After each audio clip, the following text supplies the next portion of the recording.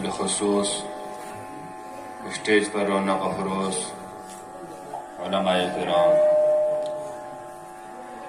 السلام علیکم ورحمۃ اللہ۔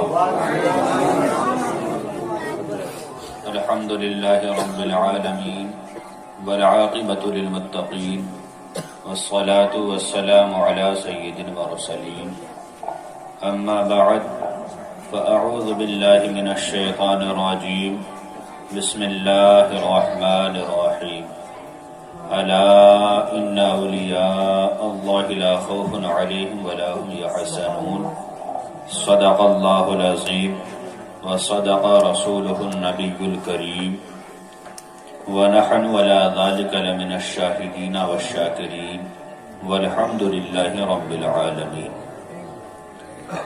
غوث اعظم بمن بے سر و ساما مدد، قبلہ دی مدد کعبہ ایما مدد، بگرداب بلا افتادہ کشتی، ضعیفانو شکستہ رات و بشتی، وحق خواجہ عثمان ہارونی، مدد کن مدد کن مدد کن یا معین الدین چشتی۔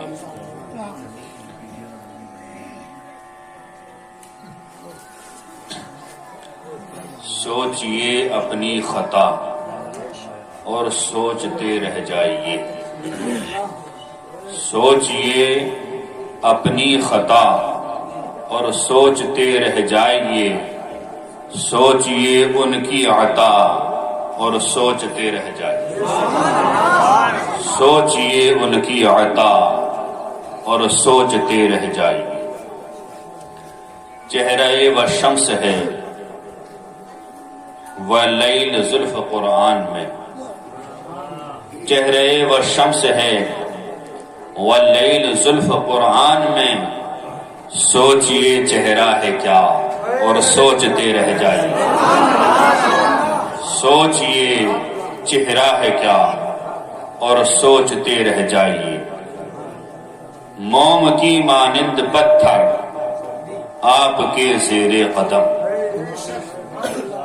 ہمارے نبی صلی اللہ تعالی علیہ وسلم جب ریت پر قدم شریف رکھتے تھے تو نقش نہیں ہوتا تھا، چھپتا نہیں تھا، لیکن پتھر پہ رکھتے تھے تو پتھر پگھل جاتا تھا اور آپ کا قدم مبارک نقش ہو جاتا۔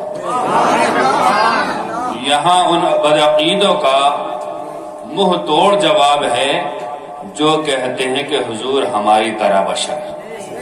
اگر آپ کی طرح بشر ہیں تو پتھر پر اپنا قدم رکھیے اور ہمیں دکھائیے آپ کا قدم کہاں نقش ہوا۔ ریت پہ رکھو نہ چھپے تو کہنا کہ حضور ہماری طرح بشر ہے۔ حضور صلی اللہ تعالی علیہ وسلم کی یہ خاصیت تھی۔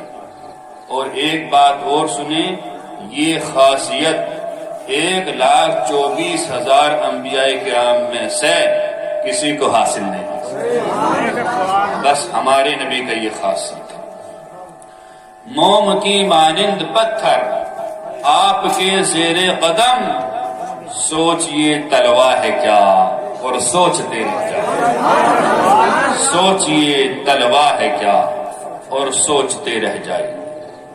غوث کے گھر چور آیا اور گیا بن کر ولی، غوث کے گھر چور آیا اور گیا بن کر ولی، سوچئے کیسے بنا اور سوچتے رہ جائیے، سوچئے کیسے بنا اور سوچتے رہ جائیے۔ ایک ہی پیالے میں خواجہ نے انا ساغر بھرا، یہ کرامت بہت مشہور ہے، آپ حضرات فوراً سمجھ گئے ہوں گے۔ ایک ہی پیالے میں خواجہ نے انا ساغر بھرا، سوچئے کیسے بھرا اور سوچتے رہے، سوچئے کیسے بھرا اور سوچتے رہ جائے۔ 12 برس خود نہیں کھایا، خود ہی اوروں کو کھلایا، 12 برس خود نہیں کھایا، خود ہی اوروں کو کھلایا، سوچئے صابر ہیں کیا اور سوچتے رہے، سوچئے صابر ہیں کیا اور سوچتے رہ جائیے، سوچئے اپنی خطا اور سوچتے رہ جائیے، سوچئے ان کی عطا اور سوچتے رہ جائیے۔ اللہ کے نبی صلی اللہ تعالی علیہ وسلم، ترمذی اور مشکوٰۃ شریف کی حدیث شریف ہے، حضور صلی اللہ تعالی علیہ وسلم ارشاد فرماتے ہیں اول الناس بی یوم القیامت اکثرهم علی الصلاۃ، بروز قیامت میرے سب سے زیادہ قریب وہ ہوگا جس نے دنیا میں سب سے زیادہ مجھ پر درود شریف پڑھا۔ اور ایک حدیث شریف میں حضور صلی اللہ تعالی علیہ وسلم اس طرح ارشاد فرماتے ہیں من صلی علی 50 صلاة حین یصبح عشرا وحین یمسی عشرا ادرکتہ شفاعتی یوم القیامہ۔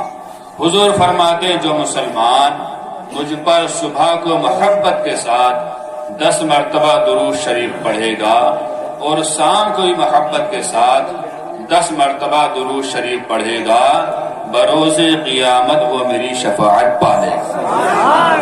تو آئیے حضور صلی اللہ تعالی علیہ وسلم کے درود شریف کے انعامات کو مد نظر رکھتے ہوئے حضور صلی اللہ تعالی علیہ وسلم کی بارگاہ میں درود شریف کا نذرانہ عقیدت پیش کریں، بلند آواز سے سنائیں اللہ رب محمد صلی اللہ علیہ وسلم نحن عباد محمد صلی اللہ علیہ وسلم صلاۃ و سلام علیک یا رسول اللہ صلی اللہ تعالی علیہ وسلم۔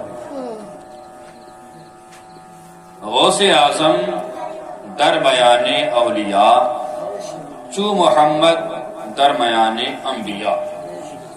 غوث اعظم رضی اللہ تعالی عنہ کا اولیاء کرام میں وہی مقام ہے جو مقام انبیاء کرام میں ہمارے نبی صلی اللہ تعالی علیہ وسلم کا۔ جس طرح ہمارے نبی صلی اللہ تعالی علیہ وسلم نبیوں کے سردار ہیں، اسی طرح غوث اعظم رضی اللہ تعالی عنہ ولیوں میں ولیوں کے سردار ہیں۔ سردار کیسے ہیں؟ بغداد کی جامع مسجد میں ایک مرتبہ حضور غوث اعظم رضی اللہ تعالی عنہ تقریر فرما رہے تھے۔ تقریر فرماتے فرماتے آپ نے کہا قدمی ھذہ علی رقبتی کل ولی اللہ، میرا یہ قدم اللہ تعالی کے ہر ولی کی گردن پر ہے۔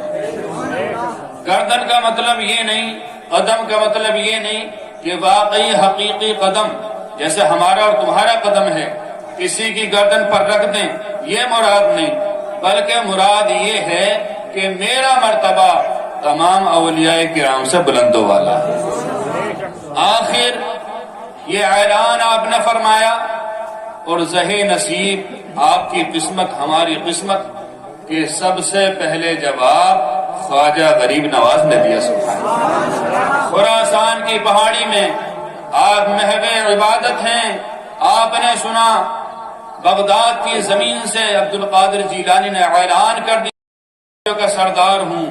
آپ پہاڑ کی کھو میں خالی جگہ میں بیٹھے ہوئے اللہ اللہ کر رہے تھے، وہاں سے نکلے اور نکلنے کے بعد آپ نے ارشاد فرمایا بل علی عینی و راسی، اے میرے سرکار حضور غوث اعظم، آپ کا قدم مبارک میری گردن پر ہی نہیں ہے بلکہ میری آنکھوں پر ہے، میرے سر پر ہے۔ سبحان اللہ۔ قسمت کی بات دیکھیے کہ جواب دیا تو ہندوستان کے شہنشاہ غریب نواز نے۔ جو بات بادشاہ کی ہوتی ہے وہی بات اس کی ترجا کی مانی جاتی ہے، جو بات امام کی ہوتی ہے وہی مقتدی کی بات مانی جاتی ہے، جو بات پردھان کی ہوتی ہے وہ پورے گاؤں کی بات مانی جاتی ہے، جو بات پی ایم کی ہوتی ہے وہ پورے صوبے کی بات مانی جاتی ہے، جو بات سی ایم کی ہو پورے اسٹیٹ کی بات مانی جاتی ہے۔ تو غوث اعظم رضی اللہ تعالی عنہ کے ارشاد کا جواب سب سے پہلے غریب نواز نے دیا۔ گویا کہ غریب نواز ہمیں یہ بتا رہے ہیں، غوث اعظم کو یہ بتا رہے ہیں، اے غوث اعظم تمہارے سب سے زیادہ چاہنے والے، سب سے زیادہ ماننے والے، سب سے زیادہ محبت کرنے والے میری برجا یعنی ہندوستان میں موجود ہے۔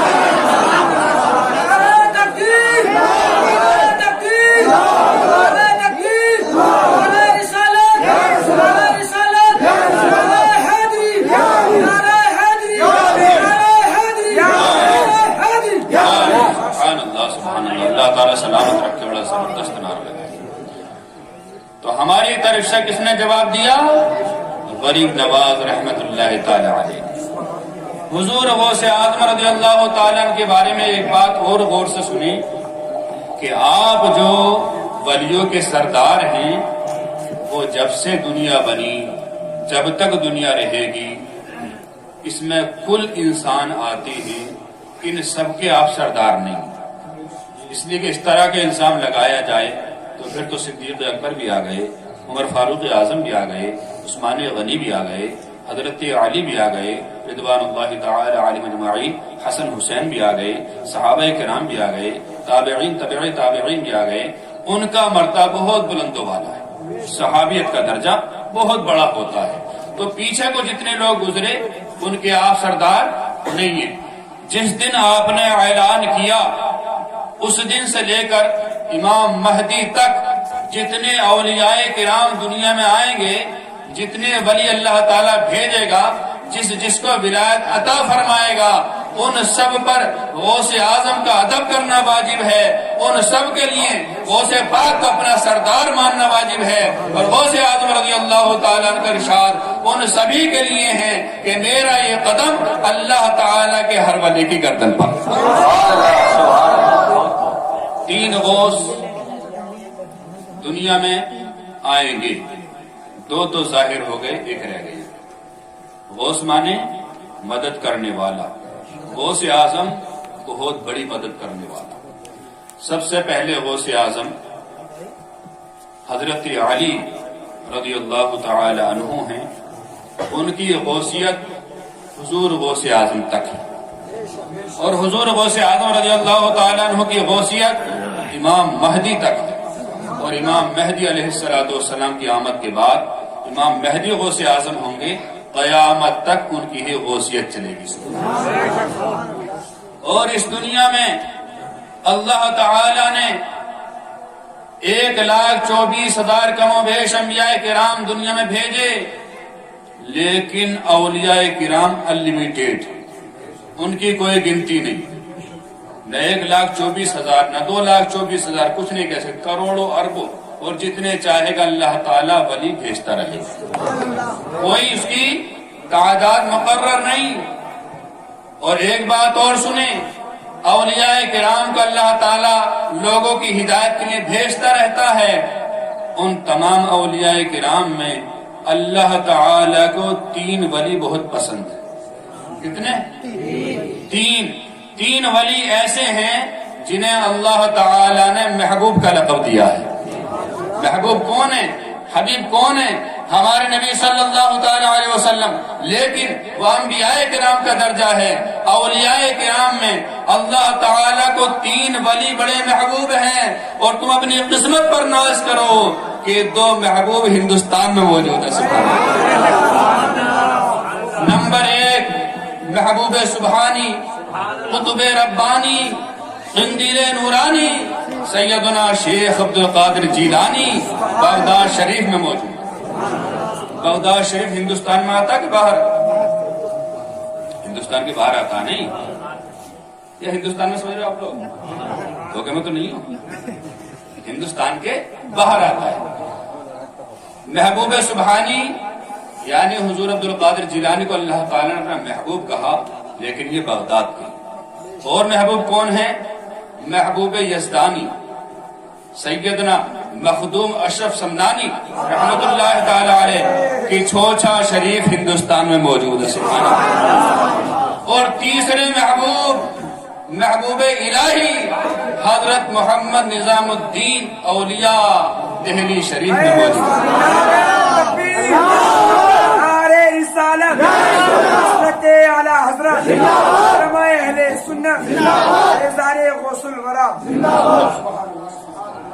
تین لوگوں کو محبوب کہا گیا، کرام میں انہیں محبوب کہا کیوں گیا, ان کی وجہ کیا ہوئی, اللہ تعالیٰ نے محبوب بنایا کیوں؟ حضرت امیر خسرو رحمت اللہ تعالی علیہ نظام الدین محبوب الہی کے مرید, اور مرید بھی ایسے زبردست کہ مرید رشید, خاص مرید. ہر انسان کا ایک مرید خاص ہوتا ہے, ہر استاد کا ایک شاگرد خاص ہوتا ہے, ہر گاؤں میں رہنے والے کا یا شہر میں رہنے والے کا ایک دوست بہت خاص ہوتا ہے. جیسا ہمارے شاگرد رشید مولانا بلال صاحب, شاگرد تو بہت ہیں لیکن انہیں کچھ زیادہ ہی پیار ہے ہم سے, اور ہمیں بھی کچھ زیادہ ہی پیار ہے. اسی طرح امیر خسرو رحمت اللہ تعالی علیہ محبوب الہی کے مرید ہیں, اجازت طلب کرتے ہیں, حضور میں ابو علی قدر قلندر سے ملنا چاہتا ہوں. کہا جائیے, مل کر آئیے. آپ گئے ان کے پاس, عشاء کی نماز پڑھی, اور عشاء کی نماز پڑھنے کے بعد ابو علی شاہ قلندر رحمت اللہ تعالی علیہ سے بات چیت ہوئی. کہا کیا نام ہے؟ کہا امیر خسرو. کہاں سے آئے ہو؟ دہلی سے آیا ہوں. کس کے مرید ہو؟ نظام الدین کے مرید ہو. کہا تمہیں ایسا پیر ملا؟ کہا کیا پریشانی, کیا کمی ہمارے پیر میں؟ کہا تمہارے پیر ہمیں حضور کی محفل میں نظر نہیں آتے. کہا حضور کی محفل میں؟ کہاں حضور کی محفل؟ کہ چلو ہمارے ساتھ. کہاں چلنا؟ کہا ہاتھ لاؤ. دونوں ہاتھ ملائے. کہا درود شریف پڑھو. درود شریف پڑھی, آنکھیں بند کرو. آنکھیں کھولی تو پہلے آسمان پہ موجود. دیکھا کہ وہاں ایک جلسہ ہو رہا ہے, حضور صلی اللہ تعالی علیہ وسلم تقریر فرما رہے ہیں, بڑے بڑے اولیاء, اقطاب, اوتاد, افراد تمام وہاں موجود ہیں, اور حضور کی بات, حضور کی تقریر بڑی غور سے سن رہی ہیں. کہا دیکھو کیا تمہارے پیر یہاں موجود ہیں؟ امیر خسرو نے تلاشا, سب کے چہرے دیکھے لیکن نظر نہیں آئے. آخر کار صبح ہوئی, ڈھل گئی رات. امیر خسرو دہلی آئے اور اپنے پیے سے کہا کہ ایسے ایسے ابو علی شاہ قلندر سے ملاقات ہوئی. وہ کہہ رہے تھے تم نے کیسا پیر بنایا ہے, تمہارا پیر تو حضور کی محفل میں نظر ہی نہیں آتا, کوئی اچھا پیر بناؤ. کہا ٹھیک ہے, تم نے مجھے تلاشا. کہاں تلاشا تھا؟ کہا آج اور تلاشا. امیر خسرو پھر چلے گئے ابو علی شاہ قلندر کی بارگاہ میں, پھر ملاقات ہوئی, پھر وہی جملے, پھر آپ نے ہاتھ ملائے, درود شریف پڑھوائی, آنکھیں بند کی, آنکھیں کھولی تو پہلے آسمان پہ موجود. وہاں تلاش کیا, نظر نہیں آیا. کہا اور اوپر چلو, ہمارے پیر یہاں نہیں ہیں. آنکھیں بند کی, ہاتھ سے ہاتھ ملائے, درود شریف پڑھی, دوسرے آسمان پہ موجود. تیسرے آسمان پہ پہنچ گئے لیکن نظر نہیں آئی. آخر کار 2 دن گزر گئے. تیسرے دن پھر نظام الدین محبوب الہی کی بارگاہ میں شکایت کی, حضور ابو علی شاہ قلندر نے پھر شکایت کی ہے کہ تمہارا کیسا پیر ہے, حضور کی محفل میں نظر نہیں آتا. کہا پھر جاؤ, پھر تلاش کرنا. آپ پھر گئے, جا کر ابو علی شاہ قلندر سے کہا پھر لے کر چلو مجھے. آپ نے ہاتھ ملائے, درود شریف پڑھی, آنکھیں بند کرائیں, دیکھا تو پہلے آسمان پہ موجود. وہاں بھی نظر نہ آئے, دوسرے آسمان پہ موجود. وہاں بھی نظر نہ آئے, تیسرے آسمان پہ موجود.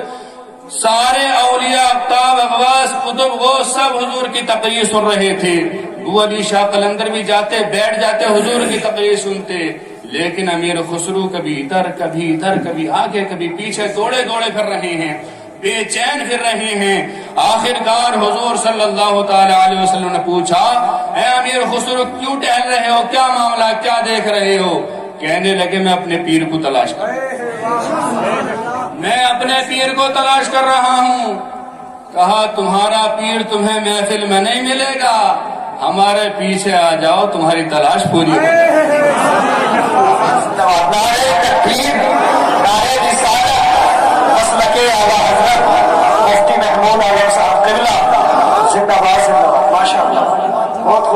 ہمارے پیچھے آ جاؤ, تمہاری مراد پوری ہو جائے گی. آپ پیچھے گئے تو دیکھا کہ 3 انسان ایسے ہیں جو بیٹھے تو ہوئے ہیں لیکن ان کے چہروں پر پردے پڑے ہوئے ہیں. سبحان اللہ, پردے کی آڑ میں ہیں, حجاب میں ہیں. کہا چہرہ اٹھا کر دیکھو, حجاب اٹھا کر دیکھو, پردہ ہٹا کر دیکھو, تمہیں پہچان ہوتی کہ نہیں. پردہ اٹھایا تو پہلے پردے میں سیدنا شیخ عبد القادر جیلانی موجود. دوسرا پردہ اٹھایا تو مخدوم اشرف جہانگیر سمنانی موجود تھے. تیسرا پردہ اٹھایا تو محبوب الہی نظام الدین موجود.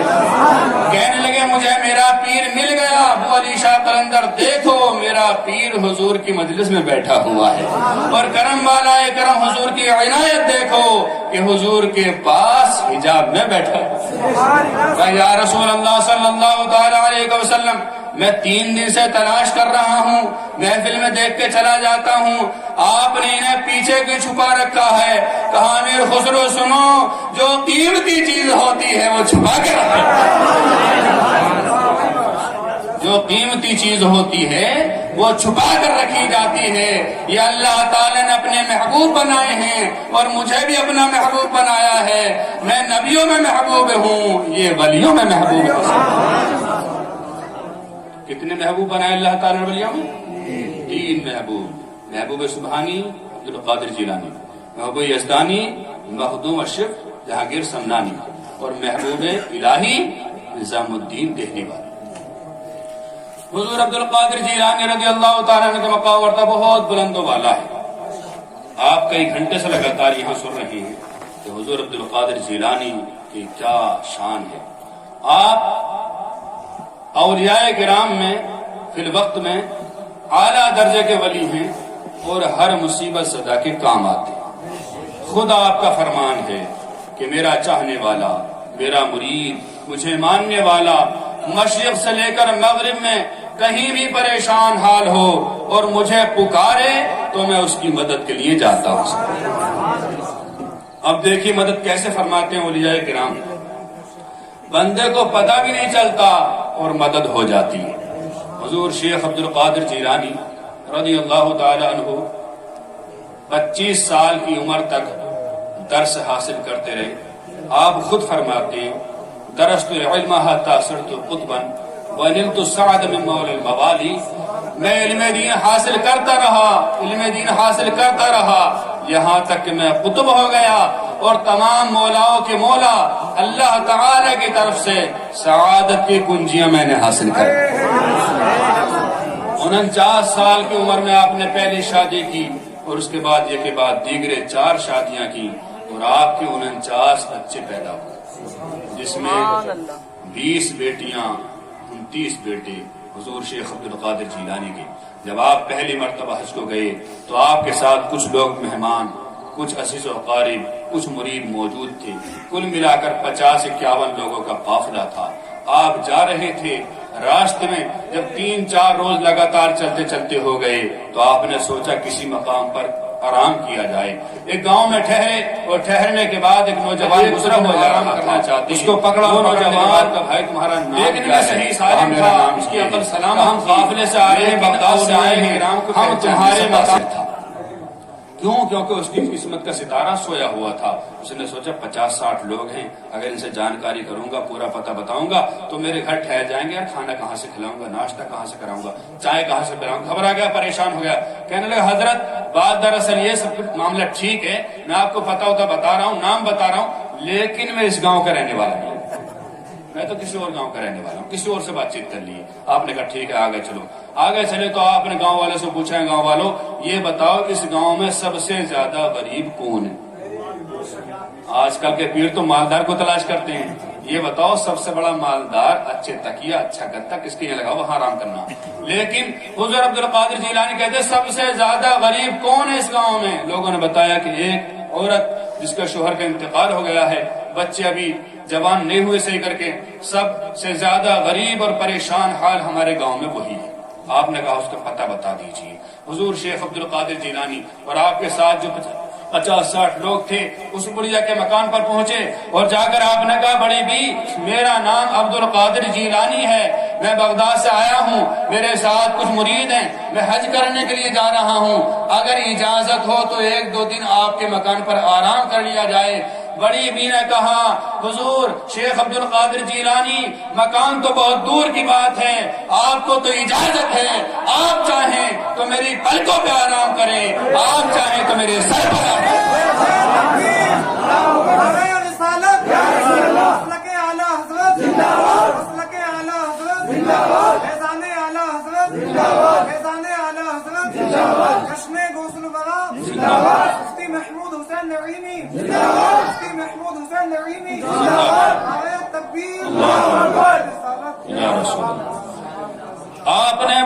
یہاں قیام کیا اور اعلان کرا دیا کہ شیخ عبد القادر جیلانی فلاں بیوہ کے مکان پر آرام فرما ہے، اتنا اعلان کرنا تھا۔ قرب و جوار کے گاؤں سے لوگ آنے لگے، آپ سے ملاقات کرتے، مصافحہ کرتے، کھانے کی چیز دیتے، پینے کی چیز دیتے، آپ سارا سامان اس کے گھر میں حوالے کر دیتے۔ جب آپ 3 دن ٹھہرنے کے بعد اس کے گھر سے چلے ہیں تو آپ کے پاس نذرانے کے طور پر 7 لاکھ روپے آ چکے تھے۔ آپ نے اٹھایا اور کہا بیوہ آج کے بعد تمہاری ساری حاجتیں پوری ہو جائیں۔ سبحان اللہ سے نعرہ تکبیر، نعرہ رسالت، مسلک اعلیٰ فیضان غوث اعظم، فیضان غوث اعظم زندہ باد، زندہ باد، ماشاء اللہ۔ 7 لاکھ روپے 3 دن کے اندر اندر مسافہ آیا اور آپ نے سارے کا سارا بیوہ کیا۔ اور عراق میں، بغداد میں آپ کا یہی حال تھا، صبح سے شام تک جو بھی نذرانہ آتا تھا اسے لے کر رکھ لیتے تھے اور غریبوں میں بانٹ دیتے تھے، کبھی 1 روپیہ اپنی ذات پر خرچ نہیں کیا۔ یہاں سے 7 لاکھ روپے سے نذرانے کے طور پر دینے کے بعد آپ پہنچے کعبہ شریف، حج کے ارکان